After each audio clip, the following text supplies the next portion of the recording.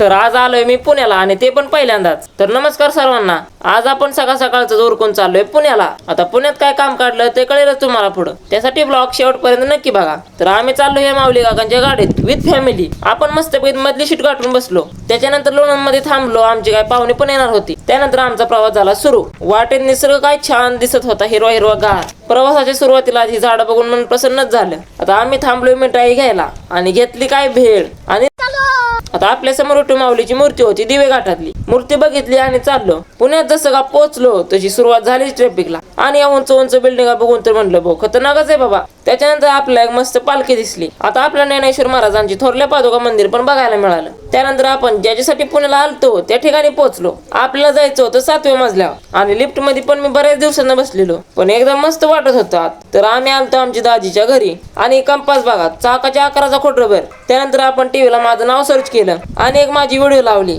तशी सगळी घरातली पळतच आली व्हिडिओ बघाय. त्यानंतर बिल्डिंग मधून बाहेरचा नजारा क्वालिटीत दिसत होता. आता लिफ्ट मधून खाली आलो आणि गार्डन मध्ये मस्त जोकाबिका खेळलो. माऊली काकाने तवर गाडी काढली आणि चाललो. येताना पावसाची रिमझिम चालू झाली आणि ट्रॅफिक तर काय सारखंच. त्यानंतर येताना वीर मध्ये दर्शन घेतलं. मित्रांनो, व्लॉग आवडला असेल तर लाईक करा.